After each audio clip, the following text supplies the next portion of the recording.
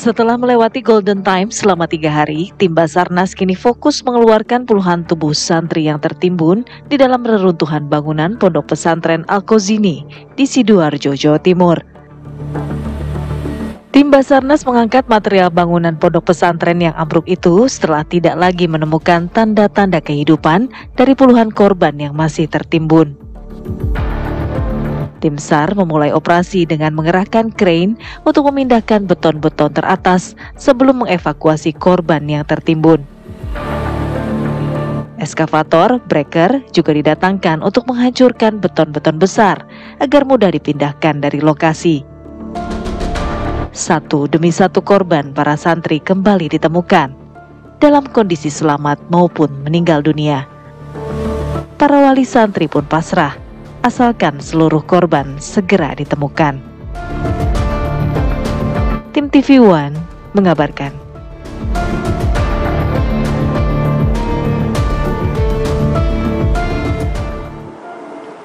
Ya, miris ya Andi Kumala ya, walaupun mungkin beberapa pihak sudah menilai proses evakuasi ini sudah melewati masa golden time, kemungkinan para korban masih hidup.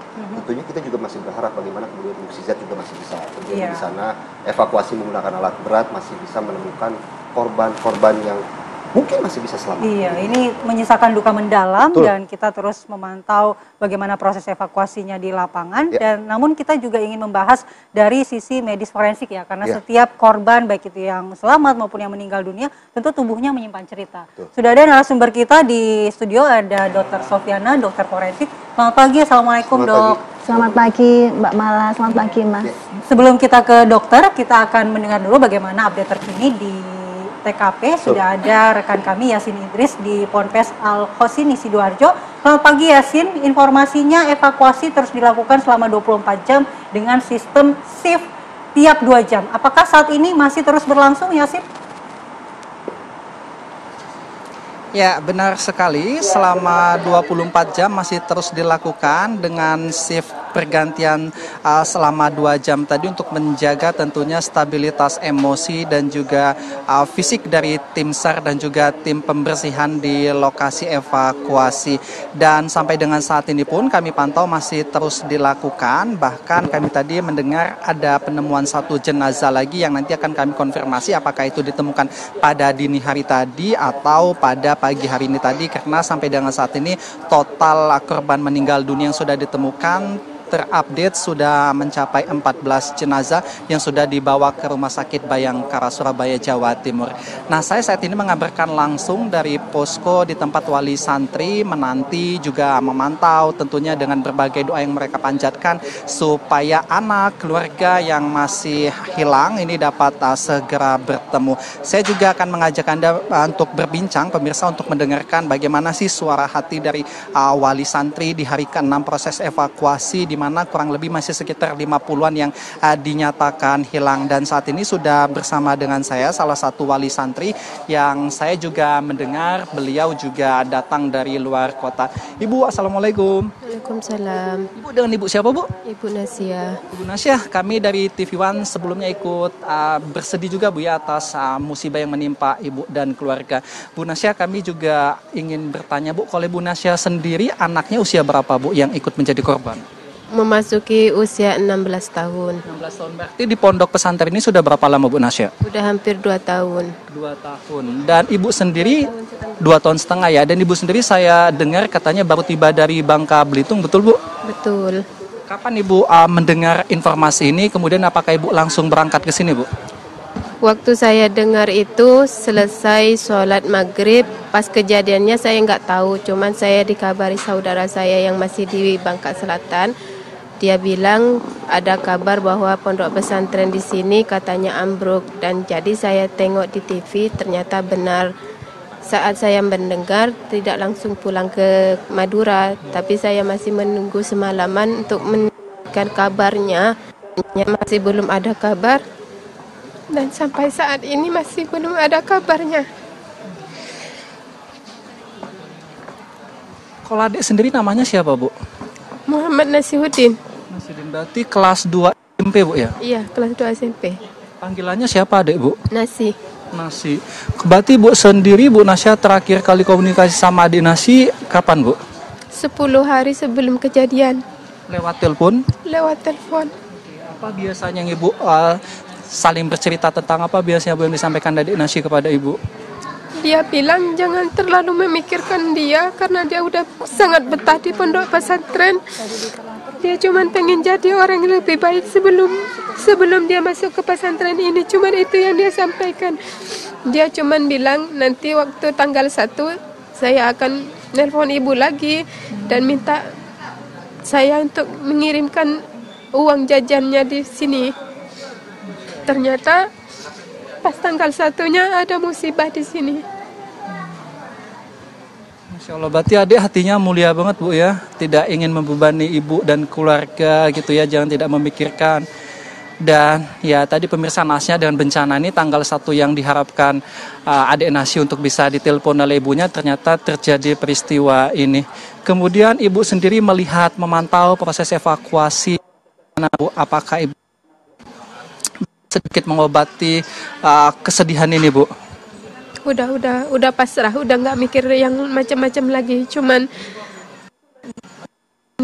segera ketemu sama jenazah anak saya, jadi bisa segera dibawa pulang. Rencananya Bu, kalau misalnya nanti sudah teridentifikasi, kemudian mau dibawa ke Bangka Belitung apa Madura, Bu?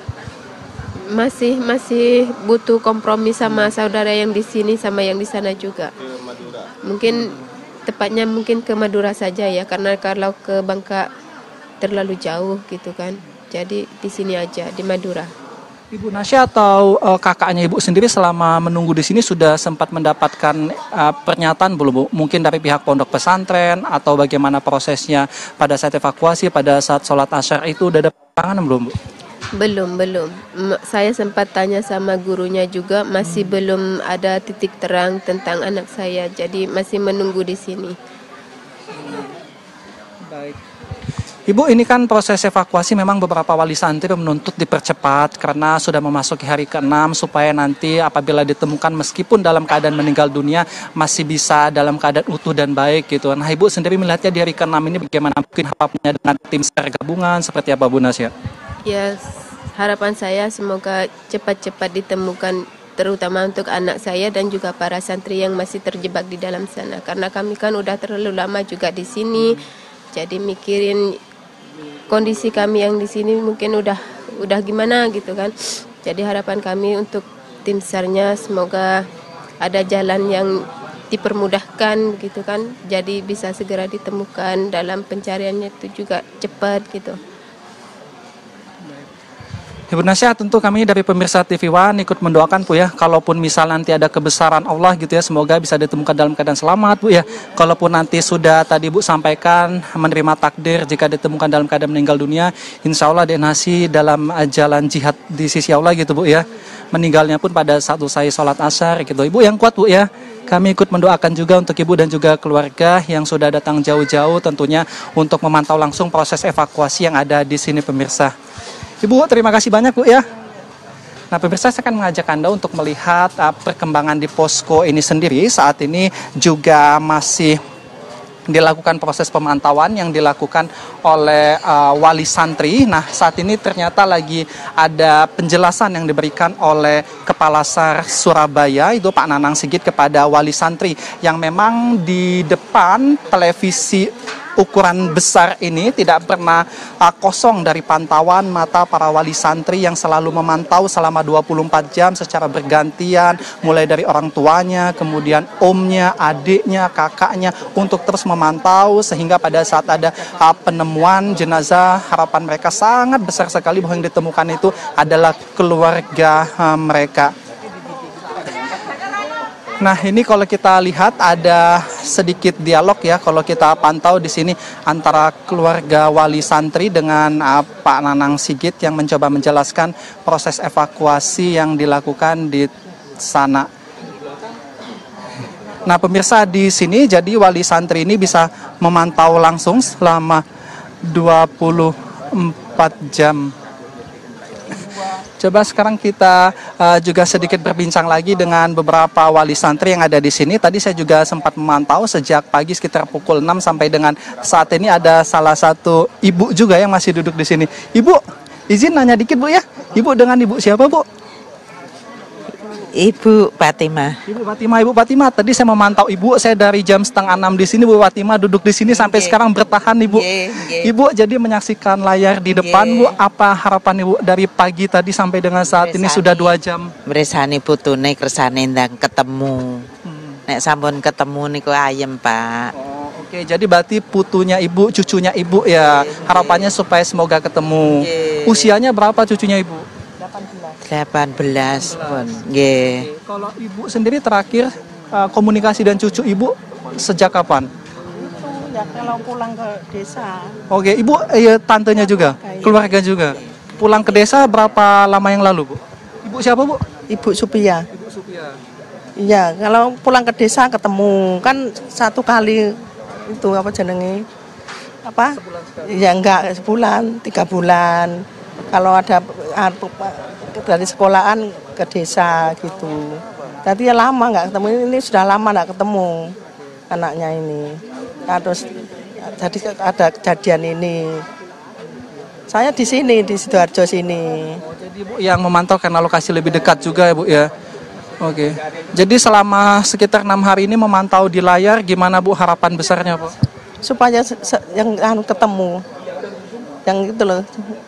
Supaya yang lekas ketemu gitu loh Mas, biar orang tua ini lekas ya Allah gitu loh, Nanti ayam gitu loh. Udah ketemu, udah ditemokne ayem.